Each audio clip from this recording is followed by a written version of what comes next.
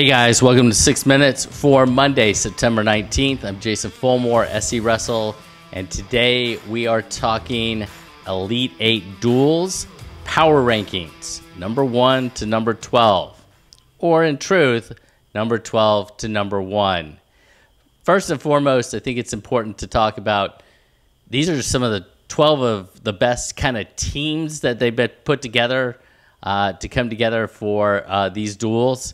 There are going to be some outstanding dual team action and some unbelievable individual matchups this weekend in Atlanta, brought to you by Compound and Cliff Fretwell. So anyway, Lucas DeSilva and I, Fat and Scrappy's Lucas DeSilva and I, sat down and we talked about who we think are the top 12 teams in order from number 12 to number 1. We also touch on who are some wrestlers to watch. That'll be tomorrow, as well as the some of the top matchups of individuals, and that will happen on Wednesday. Looking forward to everyone coming down to Atlanta this weekend in what should be some great wrestling. So I hope you enjoy my conversation with Lucas DeSilva. Here with Fat and Scrappy's Lucas DeSilva. Lucas, how are things? Doing good, man. Doing good here in Mount Vernon. I'm excited. Elite 8 is back. I will be in attendance, and I am hyped. All right. Yeah. Not only will you be in attendance, you're announcing, right? Of course, I'm on a microphone. Last year, I got to commentate some of the more interesting moments of Elite 8 duels, and I hope that this brings nothing more than the same. No. Hopefully, no right hooks are thrown this year, though, because at least 3 were thrown last year, and I'm hoping that we can keep that number under 1. Let's hope. Yeah, let's hope. It's not a good look for the sport. We need to not have those types of things happen. But you and I are here today to talk about the 12 teams, and I wrote an article about the top 12 and my top 12 power rankings. So you haven't seen it yet, but so it'll be really interesting to see where you and I agree and where you and I disagree as it relates to this. So I'm fascinated by that as well, seeing how we I think that you and I, though, I think we're going to end up more similar than we think we are. Maybe. Yeah, I mean, we'll see. All right. So number 12, why don't you give me your number 12 to start us off? It's a debutante here at Elite 8 Duels. My number 12 is the Indiana Outlaws. They for me, I'll kind of spoil my next one. Them in Combat Athletics for me. I don't want to say they're interchangeable, but they both have one ranked guy. They have a bunch. They have a couple honorable mentions. Outlaws to this point as well. We now know that they don't have a pending spot. We were looking, and for a while they didn't have any uppers. If you look at the one on Flow Wrestling, they didn't have any uppers. To me, a little bit of bias. I'm a Southeastern kid. I've watched the Combat Athletics guys more. Shout out Indiana Outlaws. I have not heard of Indiana Outlaws, and this is a truth, by the way. Since the 2011 Kingsport AAU National Duels, they were in my pool, and I wrestled a kid that had a Polish last name. I forget his name, but I just remember it had like 9 syllables, and he beat me close, and I've wanted revenge on that kid ever since, and I've never got to see him again, so I hope he's doing well. If you know who you are, shout out. But yeah, Indian Outlaws, they're a great youth organization. They've had a lot of great results at AAU. And you look at Combat Athletics, we know Combat Athletics. If you're in the Southeast, you know CA, the Black and Gold at North Carolina. They have both these teams have some hammers, by the way. Don't get it twisted. Every team here has got killers. So right. So actually, I think that that's super important to say. And that is that, there are a lot of kind of quote unquote all-star teams, a lot of hammers being brought in by different teams from all over the place. One of the things that mine are similar to yours. I actually have Combat at 12 and Indiana Outlaws at 11, but same sort of thing. Yeah. One of the things that I tip my cap to as far as those two teams and my number 10 team is that they are they're pretty much all Indiana kids. They're all North Carolina kids. I mean, yeah, Noah Nininger is from Virginia, but you know, they're their clubs or very close to their clubs teams.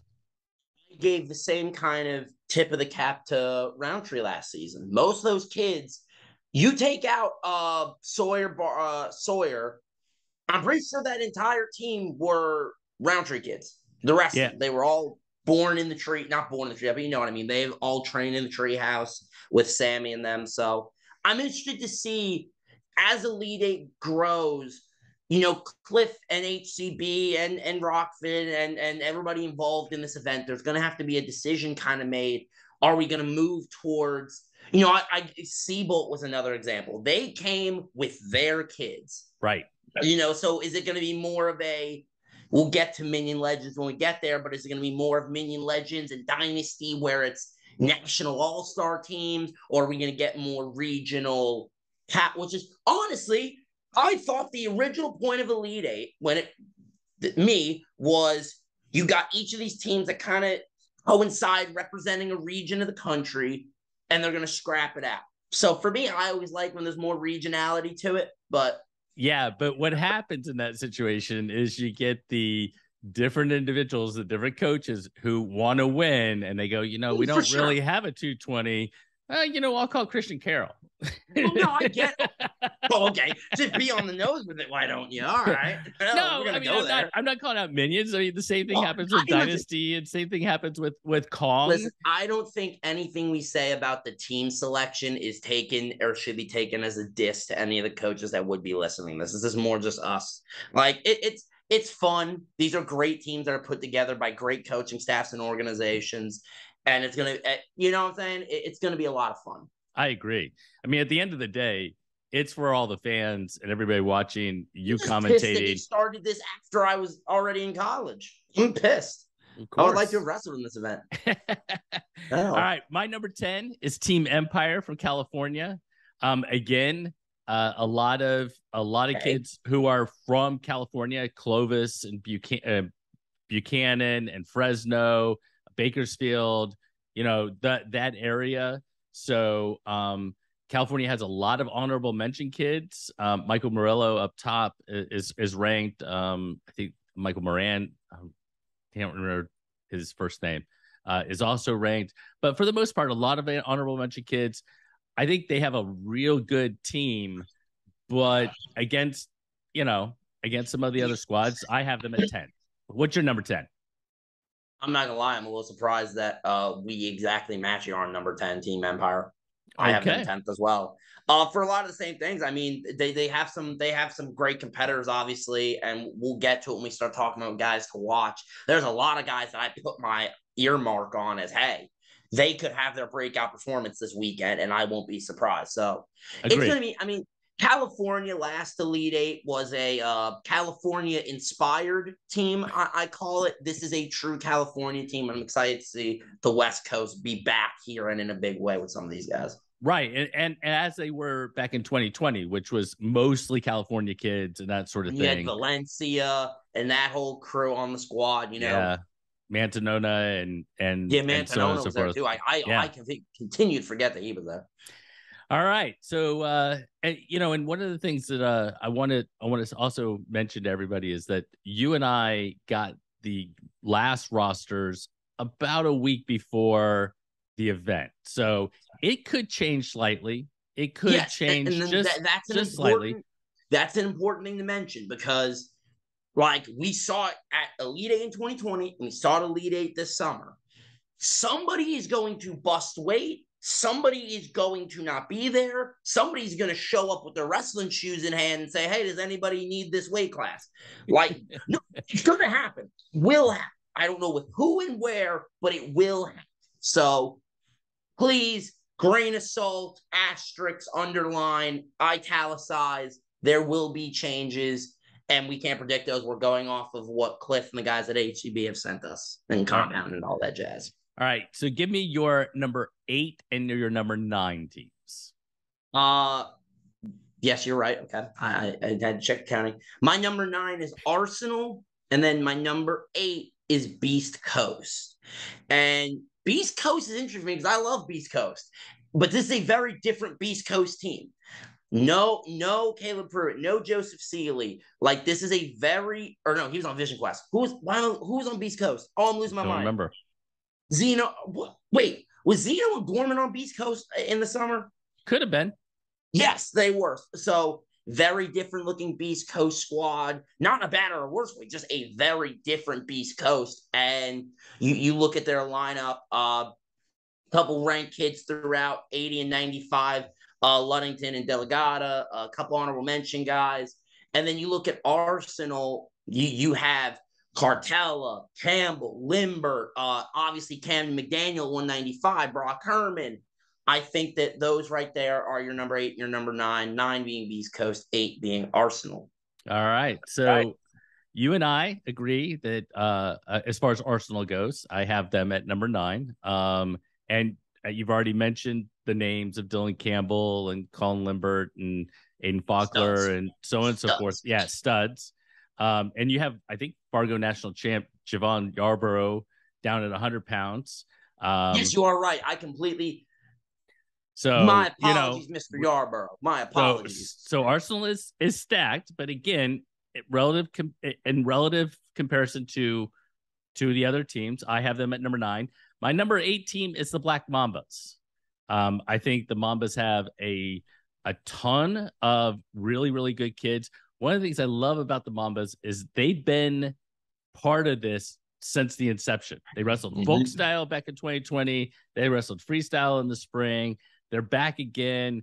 They got Cooper Haas, TJ Verrett, Weston Dalton, Tyler Knox from Stanford, or who's going to Stanford in the future, Gage Singleton, so on and so forth. So again, a really, really good squad. That's my number 8 squad in the power rankings. All right, so let's go to your number 7 squad. My number 7 is Black Mambas. You mentioned the guys just now. Well, I'll talk about this guy a little bit later, but hey, Cooper Haas, I love that kid. I love the personality. I got to watch him at the SummerSlam when I took a team. He beat up on one of my hammers, and ever since then, I've kind of just continued watching him wrestle. He has a super fun style. And the other thing about Black Mambas, their coaches are super, super real. And I don't think a lot of people, if you get the opportunity and you're in Atlanta, talk to their coaching staff. Just and listen. They really are super high level coaches. And that right there is super important in this kind of an event where duels are going to be close, and it's going to come down to who can make decisions on the fly and who can make the right, you know what I'm saying? It's yeah. I'm super high on the Mambas. And the thing that really impresses me about the Mambas and the coaching staff is they seem to watch their kids who they may or may not know super well, and they coach them as if they've been coaching them for a long time. So I think they offer really good. Well, that's the thing, is that they watch their kids ahead of time. Yeah. So that they know what they like, what they don't. And it's really cool to see. Yeah, I agree with you. My number 7 team is Team Oklahoma. Oklahoma has switched a little bit. 152 from Oklahoma is outstanding. LaDarian Lockett, I think he's over on Dynasty now. Cody Routledge. So Kale Voinovich is now for Oklahoma. Is it not Voinovich? It is. Okay. He is at 152 for Oklahoma, at least the last one I had. But we're talking about a ton of 152s from Oklahoma, but they're on other teams. Like, that's what we just talked about as well. Like, we talked about 20 seconds ago. Like, come on. You're from Oklahoma. I know, but you know what? You don't want to rob them of the opportunity to wrestle. And obviously not. No. Don't get that twist. Listen, in my senior year, shout out to Coach, I was going to wrestle for Kong. I mean, hell, like, I was going to wrestle for Kong my senior year at a couple events before COVID hit. So I get it. I'm not kissing him at all. I'm just saying, like, come on, bro. Well, and then it'd be fun. And then they add Sam Herring and Louis Gill from Pennsylvania, and a few others. Evens itself out, I think. It certainly does. My number 6 team is a team that you already mentioned, and that is Beast Coast. I'm going to follow up on that. I think they were your number 8 team. Is that right? Yes, I do believe. Yeah. All right. So I think they're I should have really. wrote this down ahead of time. I should have wrote this down like You in should front of have. me and not That's okay. an idiot. Uh, I'm really high on them up top. I think from like 182 to 285, they might have the best 182 to 285 in the building. They're going to be super, super tough. They're tough down low. Somebody that's not getting a whole lot of love is Jay Peace or JJ Peace from South Carolina. He's a super good kid. Christian Got to Fretwell above watch him. at Cars. Right. So, Beast Coast is going to be tough. They're going to be a tough team to beat. And I have them at number 6. Who's your 6? Excuse me, everybody. Pardon. My number 6 is Team Oklahoma. As you mentioned earlier, just some movement late from them specifically. But obviously, Team Oklahoma, I mean, do we even have to go down the names? You have a Kaiser, you have Herring, you have Hughes, Caleb Yanovich. They have so many guys. And the other thing is, you look at some of the guys that aren't ranked that they have. They're still tough kids that are from Oklahoma and that are killers. So that's one of those teams where they get the right matchups. Anything is possible when it comes to them. My number 5. Now, this is where it gets tricky for me because I don't want to say that there's a step up, but I think the top 5 are on paper. They have more ranked kids. That doesn't necessarily mean anything, but on paper they do. I agree with the number. My number 5 is Team Carnage. New team to Elite 8. We've never seen them before, but they've come out and just said, hey, you want to talk about upper weights? Berbusia, Roa, Ulrich. Deal with it. And now if you're a team, you got to deal with that. And then not to mention Matthew Repos. They're 132. That's going to be one of those names where I look at Cliff before the event and say, hey, I need a pronunciation sheet. I can't say that. Is it Grigor Chikolian? Chikolian? I'm not 100% sure. I'm going to have to walk up to him. I'm going to have to see him and say, hey, I'm not trying to be a you-know-what. How do I say your last name? So he's a California kid. So he wrestled for Team California like in 2020. And he did. You know what's funny? I don't think I ever commentated California. I don't think I caught them. Oh, really? In 2020, not this past one. Were you there in 2020? Oh, tripping. I think you're talking about this past one. I'm saying this past one, I don't think I caught them in my just the way I was moving. I don't think I ended up commentating them. Yeah. No, I'm lying. I did. They wrestled Roundtree, and I did that to them. But I agree with you. Up top, they're super tough. And then you've got, names that you didn't mention. Gage Botero.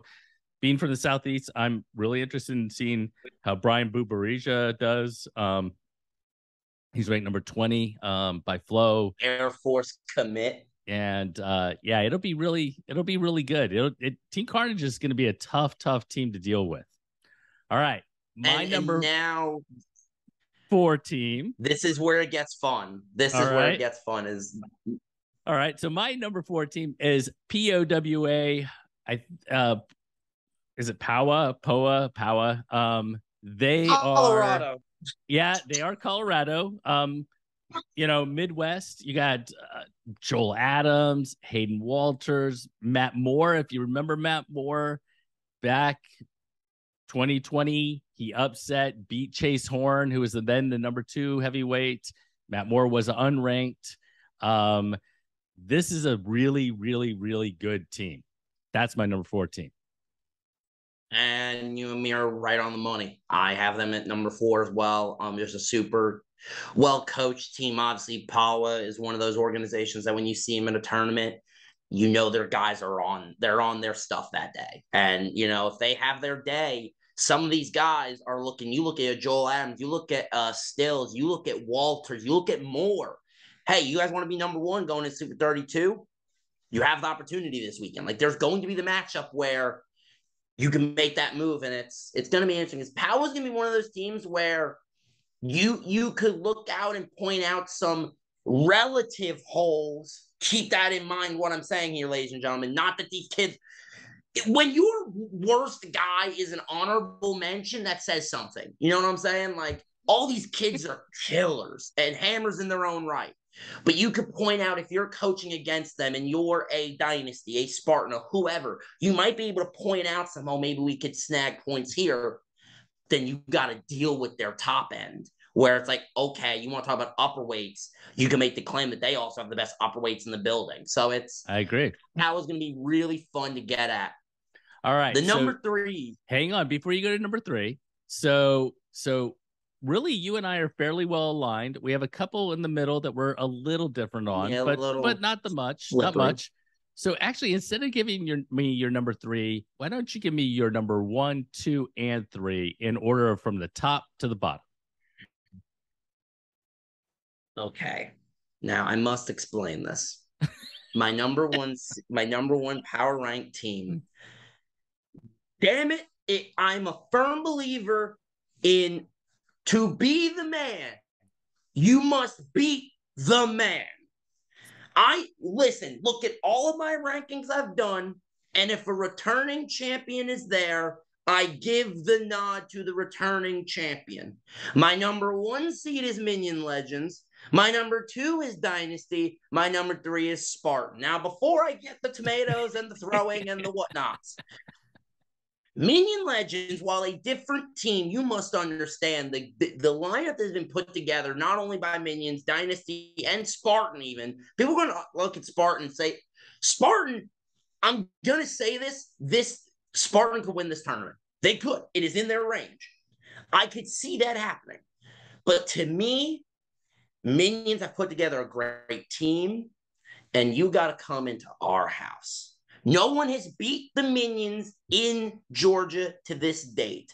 They are undefeated in the – no, actually, no, they're not undefeated. Power beat them. But they've won the championship in both of these Elite Eights previously. They defeated Siebold, and then they defeated Kong. Yes, thank you. They defeated Kong in the final. So to me, until someone defeats them in a final with the robes on the line, I'm going to go with the Legends.